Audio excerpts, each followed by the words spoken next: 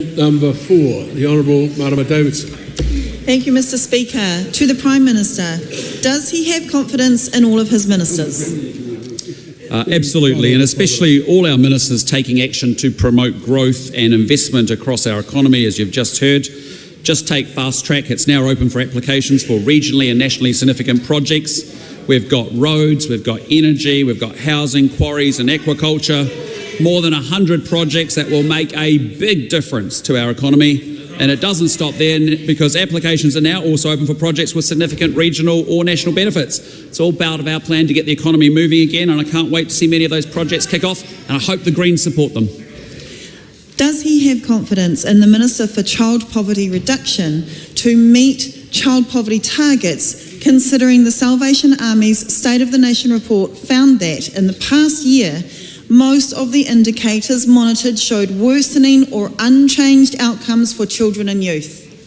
Absolutely, and that's why this year's budget package takes 17,000 children out of poverty compared to the last year of the Labor Greens government, which put 23,000 more children into poverty. How can he have confidence in the Minister for Children, considering she is repealing the protections for Tamariki Māori in Section 7AA of the Oranga Tamariki Act, despite the Salvation Army finding that Tamariki Māori still make up more than 2/3 of children in care? Well, the clause is being repealed because we want the paramount focus to be on the safety and safeguarding of a child. That matters above and beyond everything else. And I just say to the member, I'm also very proud to see in the Salvation Army report that youth offending is coming down, which that minister's been a great advocate for. How can he have confidence in the Minister for Māori Development when the material hardship rate for Tamariki Māori was found to be more than twice the rate for European children?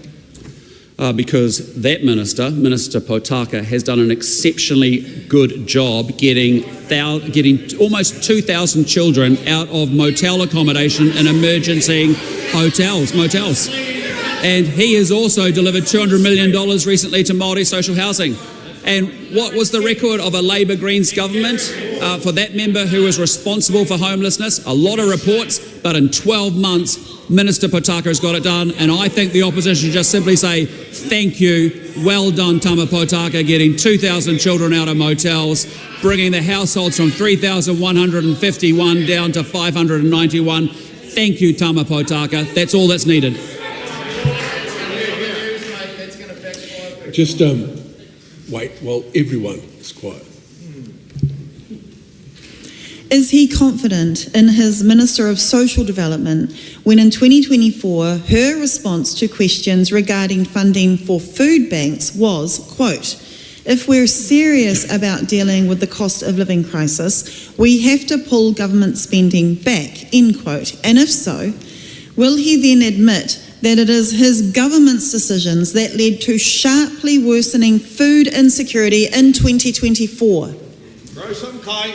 Well, again, what has created difficulty and hardship for New Zealanders has been economic mismanagement from a Labor and Greens government that let inflation get out of control, drove interest rates up, put the economy in recession, and helped people lose their jobs.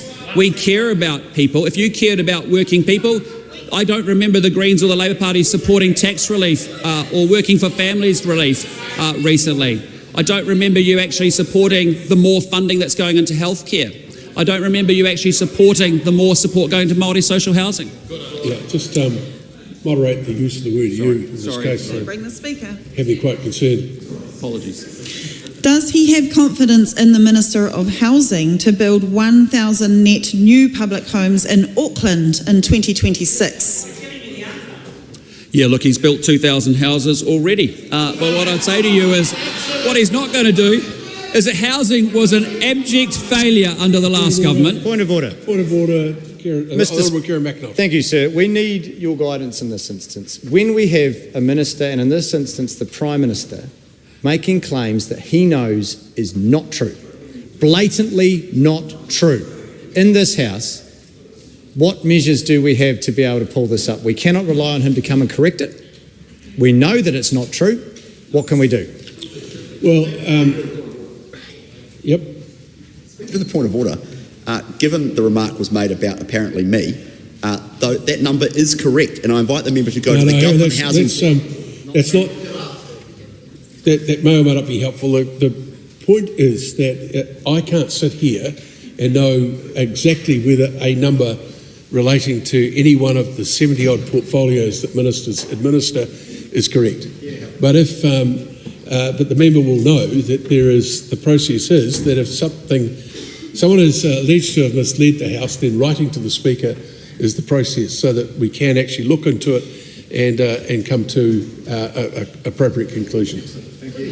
Marama Davidson. Speaking to the point of order, Mr. Speaker, to clarify, the question relates specifically to 1,000 net new additional public homes in Auckland in 2026. Well, it should have stated so.